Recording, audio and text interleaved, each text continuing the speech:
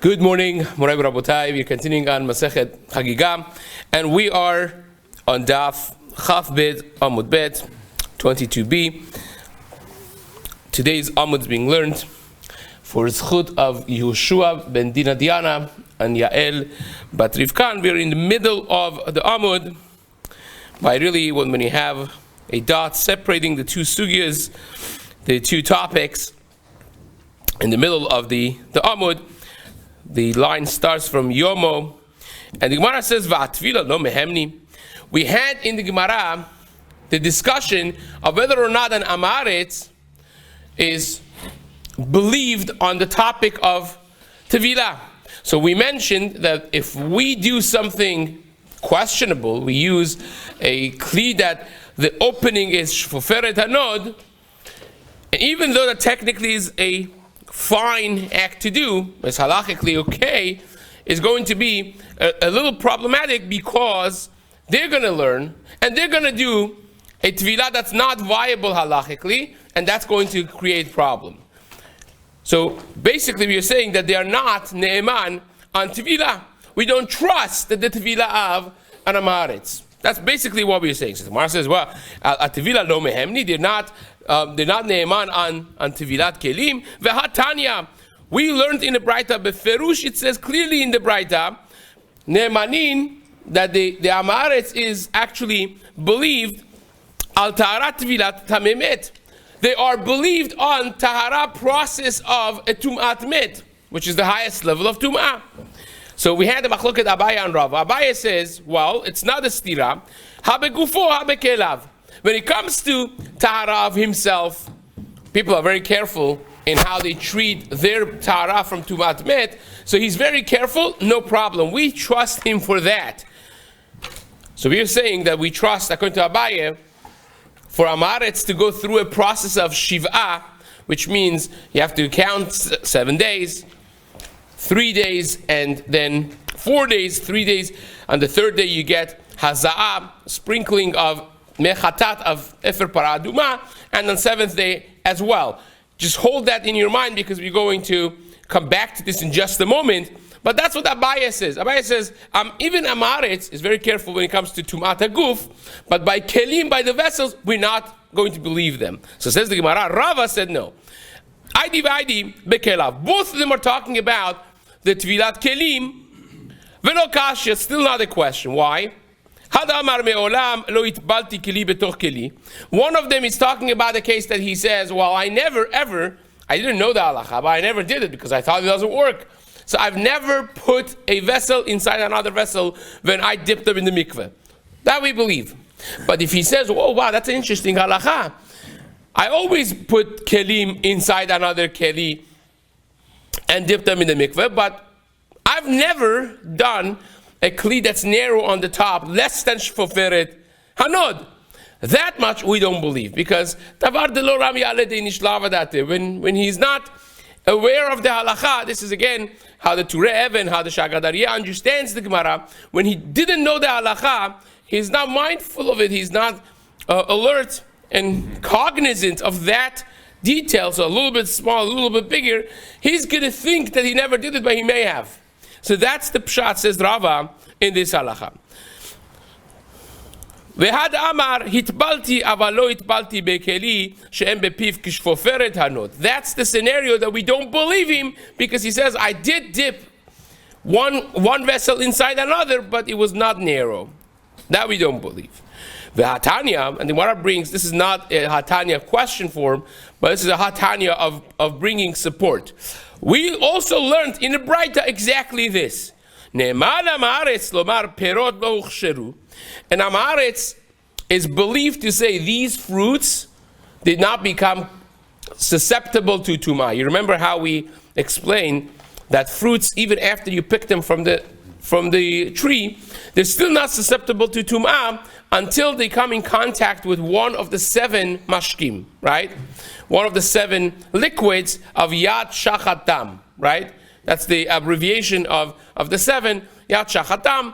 So if they have not come in contact with one of those 7, and that is with the owners being pleased with that contact with the mashkim, then they become susceptible to tum'ah. Now imagine to yourself, the Amaretz comes and says, these fruits of mine, they have never come in contact with any liquid.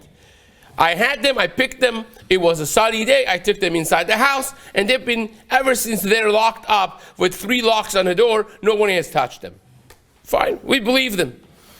That's good. But if he says, well, it actually rained on it, and I was actually pleased because it was dusty and dirty, it was a nice, beautiful rain, and he cleaned them, washed them, and right after the rain, I dried them and I put them in this. Nobody has touched them ever since. So he says they became susceptible to tum'ah, but then they were not touched. Well, because Amaretz is not careful in tum'ah v'tahara, he may have touched it and he doesn't remember, or his kids, his family.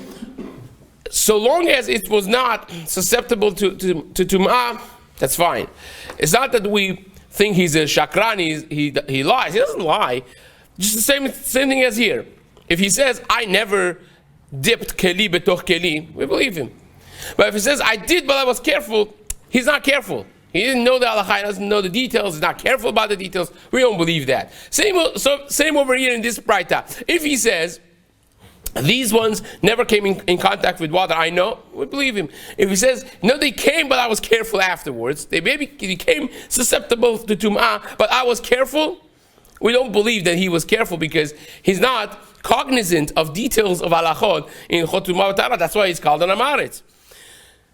So says Gemara, now going back to Abaye. So remember what Abaye said, right? We had an apparent stira because we had our braita, our mishnah that seems to say that Amaretz is not careful and it's hence not believed in Tevilat Kelim. And then we had a clear braita that said that a Amaretz is ne'eman, is believed when it comes to the process of tahara from Tum'at Met, from coming in contact with a corpse. And Abaye said, well, it depends. One of them is on tahara of himself, the other one is on tahara of his kelim, which would suggest that even an Amaretz is believed completely when it comes to the process of tahara of his body, right? The Gemara says, is that correct? Do we really believe in Amaretz when it comes to his own tum'ah v'tahara? I have a source that suggests not like that. Says the Gemara, ve'agufo mi meheman. On his body he is ne'eman. I think it's not, right? Why not? Says the Gemara, ve'hatanya, we learned in a braita, chaver sheba lehazot, mazin alav miyad, amhara sheba lehazot, and mazin alav ashiyase befarenu sherishi v'shvi. If we are in the Beit HaMikdash, and a tameh hacham, a chaver, someone that's careful in the laws of Tumat Hara, comes to us and says, okay, I became tameh tumat met, I came in contact with a ohel of a met, with corpse, and I've started the process of tahara. Today is my 3rd day. Please do the sprinkling of para aduma on me. We say chazak baruch, come, we'll do it. We believe him. If an Amaretz comes, they say, oh no, we worried that maybe yesterday he became tameh again because he's not careful. You have to keep 7 days of tahara. So we say, okay, you go in this guest room we have over here, we quarantine him, and he counts in front of us 3 days. We do sprinkling, another 4 days. On the 7th day, we also do sprinkling, and that is the process of tahara that he will have. So, in other words, do we believe him for taharat gufo? Absolutely not. We don't. So, what does Abaye hold now? We just thought that Abaye said, on his own body's tahara, we do believe him. So, do we believe him or not? Now it's really 2 braitas that go head to head.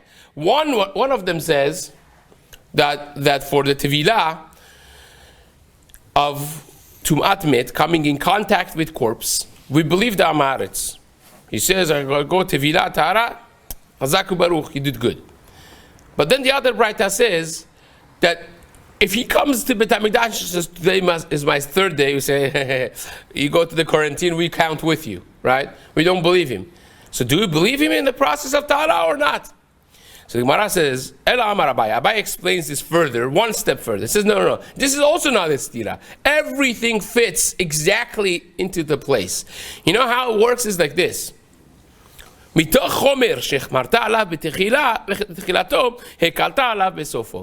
you see, the process of Tahara is a complex process. We don't really believe in Amaretz when it comes to him counting 7 days of Tahara after becoming Tamemet, after he came in contact with corpse. And we're so machmir that we don't even believe him that he counted 3 days to sprinkle him. So basically he becomes Tamet to Matmet, he has to say bye to his family, he comes over here, in front of us he has to count 7 clean days. You know how hard that is? He would never ever want to do that again by messing up his tevilah. So therefore, when we leave the tevilah up to him, it's okay, so he counted 7 days, now go do tevilah. He will go scrub himself from now until tomorrow, and he'll go like dip 50 times in the best mikveh possible. He will be careful because he doesn't want to go back and do it again. Because of the level of chumrah that we have placed upon him in the beginning of the process of tahara, we feel comfortable being mekel and be lenient on him and believe him in the process of the final process of tahara, of going to the mikveh, because he's not going to mess it up. He doesn't want to mess up that and go back and count again. So therefore, we believe him. At the end, we are allowed. So therefore, Abaye's first answer that he gave is viable. By the tum'ah of kelim, we're more machmir. But by tum'at gufo, when it comes to the tahara process from the tum'at met, we're more lenient because we have already given him such a hard time that we know for sure he does not want to mess it up. So that's the pshat. So after the fact that he's Pavel, we believe, but before we don't. Well, for the tevilah part of the process of tahara, we believe him. But for the counting and the first initial steps of the tahara, for that we don't believe him. So if he comes and he says, well, I already counted 3 days, today is my Yom Shlishi, we don't believe that. What's the difference if someone's not believable, if he comes and tells you, I kept 3 days and I told versus I kept 3 days and I'm coming to Tova. If the guy's not believable, what's the shot? No, you never have that. He comes to the Beit HaMikdash to get Haza'ah. So he has to come early on. He never comes and says, I already was Tovel. You don't have such a scenario. He has to come and get sprinkled. So we have to do some due diligence to see if he has done it. So, you know, we figure out if he's Amares or if he's a Chaver. If he's Amares, he has to redo the 3 days. So there is such a difficult process at the beginning that he's not going to want to come back to it again. You know, because Efer Paraduma is not, they don't sell it in the supermarket. They have to come to the Beit HaMikdash, and when they come there, they have to face the fact that they're not believed with that. So it's a process that is difficult enough. They're not going to want to do that again for no reason. So says the Gemara. Now we go through the second. This was the first of 11 items that the Mishnah counted. 10, 11. The Mishnah counted on the differences of Kodesh and Terumah. The Kodesh is more chamur, more stringent than the Terumah. This was the first one. Says the Gemara, the second piece of the Mishnah was Achoraim betoch ubet asvita beterumah aval lo bekodesh. That in Terumah we have a kula, we have a leniency that when we have a vessel, we look at the vessel in different parts. Each one of them holding their own mitziut, their own reality. In other words, if the back of a kli became tameh, tum'ah derabanan, this is not tum'ah deoraita. In level of deoraita, if something touches this kli, even on the kutzos liyud a little bit, the whole thing is tameh. Let's not make a mistake. But if you have tum'ah mashkin, you have tum'ah derabanan, a rabbinic level, then when you touch, let's say, the achoraim, the back of it, No, the back becomes tameh, but the inside of it is still tahor. If you have a handle, you touch the handle with tum'ah, the handle is tameh, but the back and the inside are still tahor. Now, as we're going to learn, if you touch inside of it, then the whole thing is tameh. By the way, why do we have such a difference? Why don't we say everything that Chachamim made a gezerah on, they followed the pattern of Torah? We usually say that. We usually say, Kol de tikun Rabbanan, ken deoraita tikun. Anything that Chachamim make a takana on, anything that they institute, when it's an extension to the law of the Torah, the extension follows the pattern of the deoraita. So in Torah, we have never such a case that if you touch one corner, just the corner is tameh, and the rest of it is tahor. We never have that in Torah. So why would Chachamim institute such a kula, such a leniency, which doesn't follow the pattern of Torah? That's a strange thing. So the way Rashi explains this, and this is muchach in other places as well, is because tumah v'tahara is very complicated. It's not as simple as just having a chumrah. Every chumrah in tumah v'tahara could also end up being a kula. How so? If you think stringency, sometimes you have a chumrah habali de kula. Sometimes you have an astringency. You think it's a stringency, but it ends up being a massive leniency in a different side of things. For instance, if you have a keli that is tameh, biblical tumah deoraita. So now the kli is tameh. Now by mistake you put your kodesh inside there. What happens? The kodesh is tameh. What happens when the kodesh is tameh? You got to burn it, you got to destroy it, you got to get rid of it, right? How about if midoraita is completely tahor? Because the tumah was the Rabbanan. And now you touched something kodesh in it, and you thought that the keli is tameh. The whole thing is tameh. Then you're going to end up burning something that midoraita is asur to burn when it's not tameh. You can't just destroy kochim just because you want to. So you see how it's a double-edged sword almost. You can't be too mahmir. It's like if you want to be mahmir in the halachot of kashrut, fine, chazak baruch, you're mahmir for yourself, amazing. You want to be mahmir in something that involves other people, right? So it's not so simple because, like in Choshen Mishpat, when people come to the din, you guys are, just be mahmir. Because this guy's chumrah is the other person's kula when they're fighting, right? You have to mamash know what the kav hadin is. So in Tumah v'tahara also is a similar thing. Sometimes you say, this is tameh. But if you say that, then something that touches it also became tameh, and now you have to bear the consequences of that, which is not always pashut when you're talking about kochim and terumah. You can't just make the terumah tameh for no reason. You can't just make the kochim tameh for no reason, and therefore you have to be more mindful.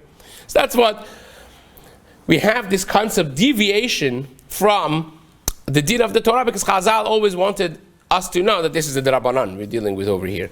So the differences that they made in the structure of the Tumah v'Tahara, the Rabbanan, is to indicate that this is only Tumah, the Rabbanan, not to be mistaken with the Deoraita level. So this is what we said in the Mishnah, that when it comes to Terumah, we are lenient that if the back of the keli became tameh, still inside of it is fine, hence the terumah that was inside is fine. But when it comes to kochim, if back or the handle of the keli became tameh, the whole thing is tameh. There's no achorayim v'toch u'betatzvita. It looked at different compartments. Everything is one compartment. You touch one, the whole thing is tameh by kodesh. But by terumah, we look at them as separate compartments. The Bet HaTzivita is its own thing. We're going to see what Bet HaTzivita is.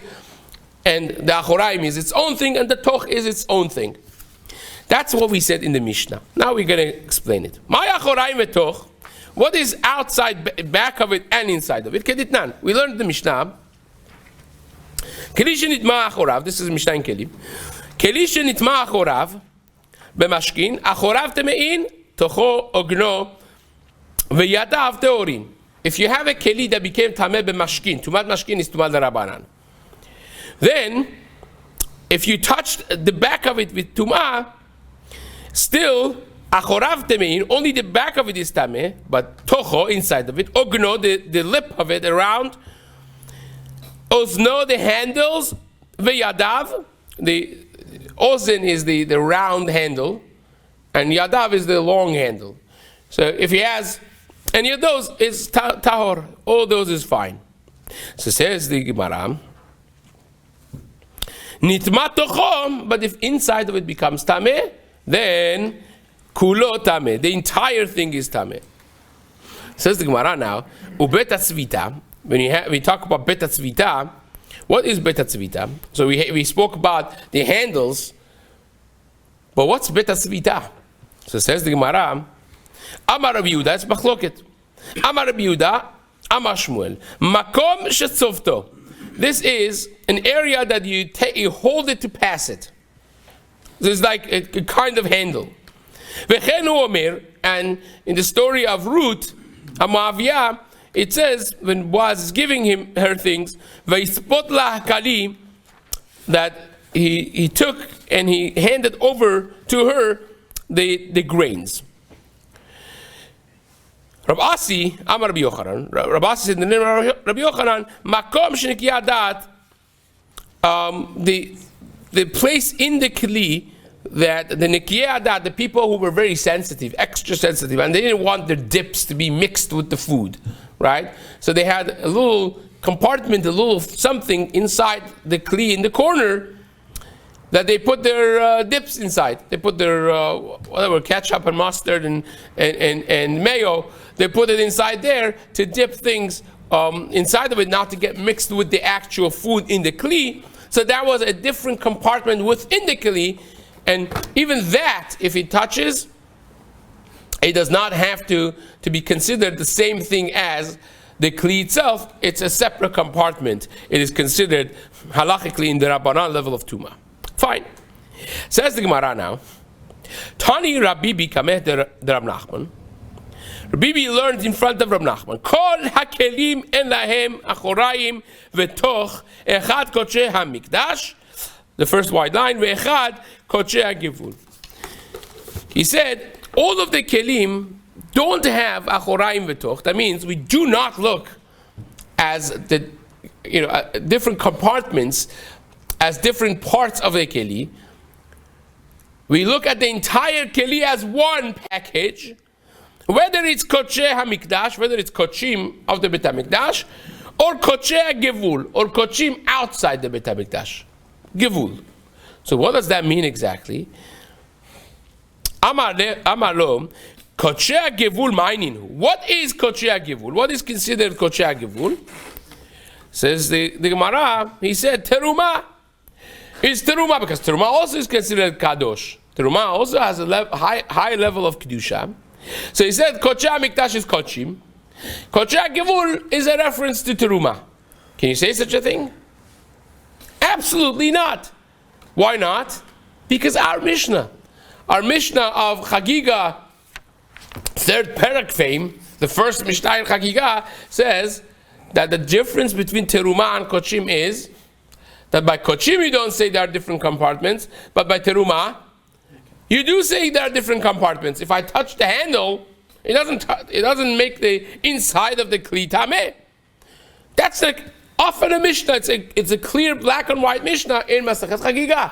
So you can't say that kodshe gevul is reference to teruma, because what you're saying by kodshe gevul is, whether you're talking about kodshe hamikdash or kodshe gevul, we don't say that different compartments are considered different parts, and we put all them together. If you touch any of the parts, everything is tameh. That's what we're saying.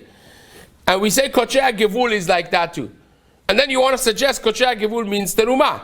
You can't say that, because by saying kodshe gevul means teruma, you're essentially saying that by teruma, if you touch one part of the kli, the whole kli is tameh. You can't say that because it's against our Beferish Mishnah in Masachet Chagigah. So says the Gemara, V'hatanan, our Mishnah, Achorai v'tochu b'tatzvita letruma, that we have different parts of the keli considered different compartments, different halachic compartments, by teruma, our Mishnah in Chagigah. So says the Gemara, no. Dilma lechulin shenaasu al taharat hakodesh ka'amrat. So it's not, kochea givul does not mean teruma, but means chulin shenaasu al taharat hakodesh. You remember, we discussed before, that there were people who dealt with their chulin, with their regular food, like regular sandwich of a Tuesday afternoon. They dealt with it like kodesh. That means even if it came in contact with a shlishi letum'ah, they would no longer eat it.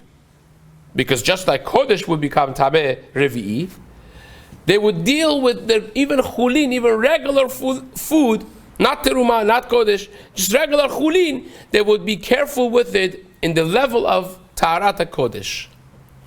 So when it says kodesh hamikdash, means real kodesh. The kodesh that you would deal with it as kodesh in the mikdash, in the bet hamikdash. That's real kodesh. That's not chulin. When it says kodesh hagevul, the kodesh outside the bet hamikdash is reference to people who are careful with their chulin al taharat kodesh. That even though that's really chulin, they deal with it. So in that, says the Gemara, even though that's really chulin, when you touch one part of the keli, the whole keli becomes tameh, and the food that was inside of it, even though that you just touch the handle with tum'ah, the food inside of it, even though that the food is chulin, becomes tameh, because we deal with it al taharat kodesh.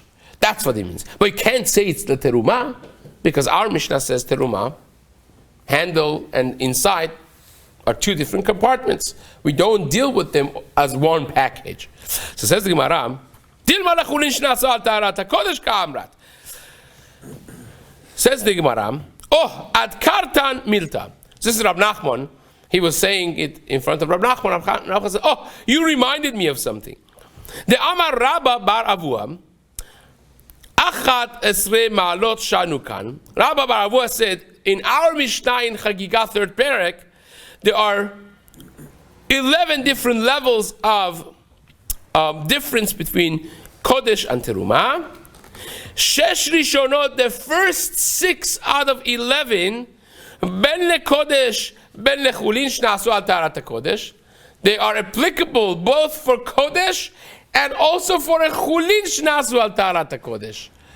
So you see, the first 6 are things that Kodesh and Chulin that are Al Taharat Kodesh share together.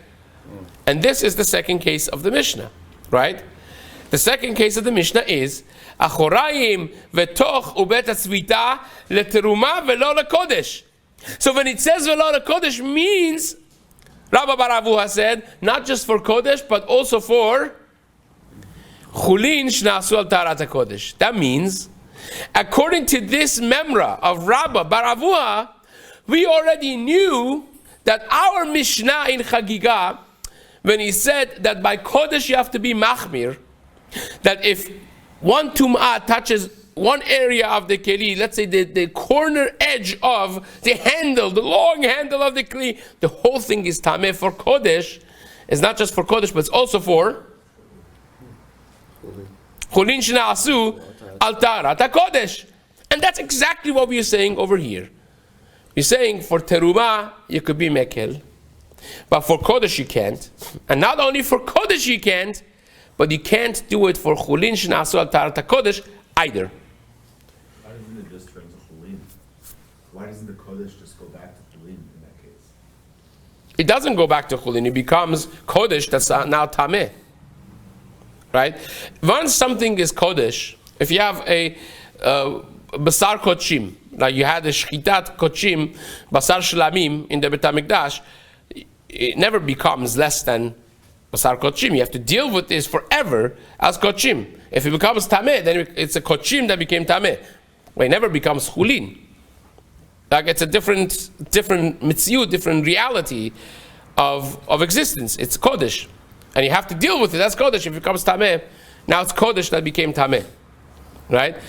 By chulin is a better question. Chulin shnasu al taharat hakodesh, but we saw already before that chulin shnasu al taharat hakodesh has internal, intrinsic level of kedusha that we deal with it as we would have by actual kodesh, and this is one expression of that as well. So says the Gemara.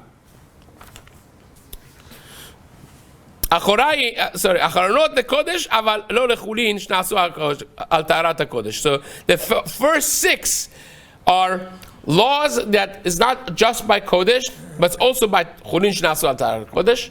But the next 5, the last 5 cases of the Mishnah, are things that only apply to kodesh, but not to chulin shnasu al taharat hakodesh. Okay, now the third case. Hanoseh et hamidras, noseh et hateruma, aval lo et hakodesh. We mentioned that when you carry a midras, and then you're carrying also a bottle, a barrel of wine of kodesh or teruma. So hanoseh midras noseh teruma.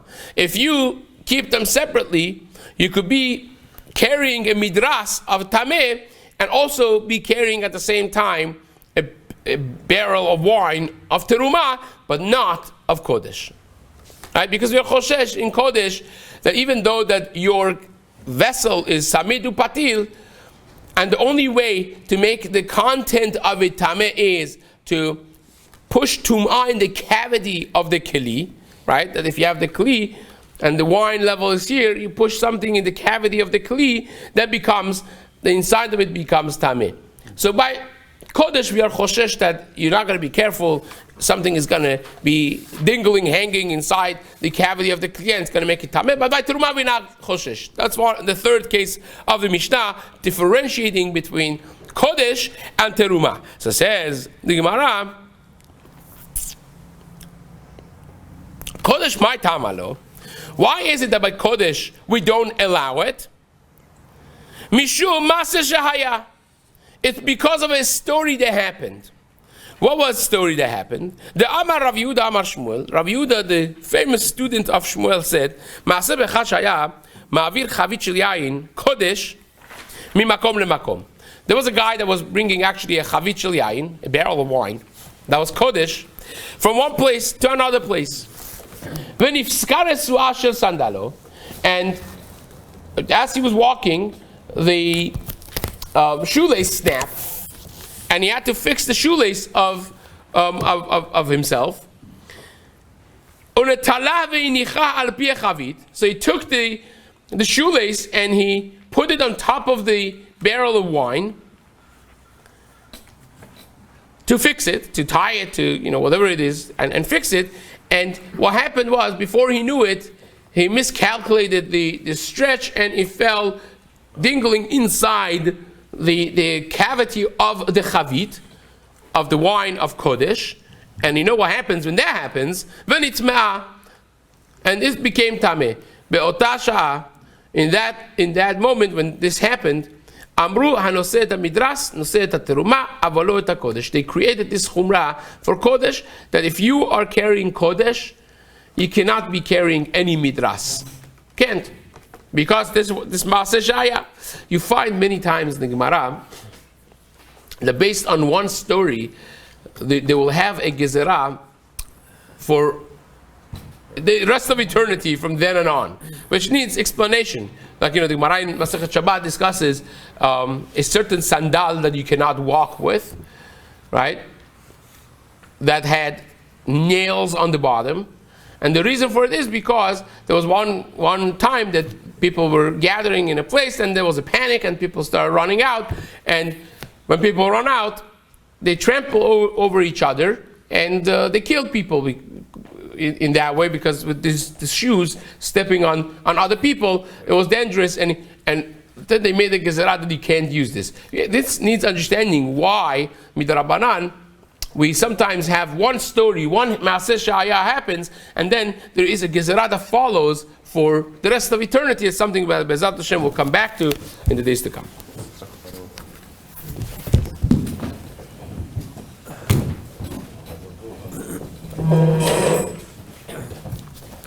Hey Rabbi, can you redeem kodesh?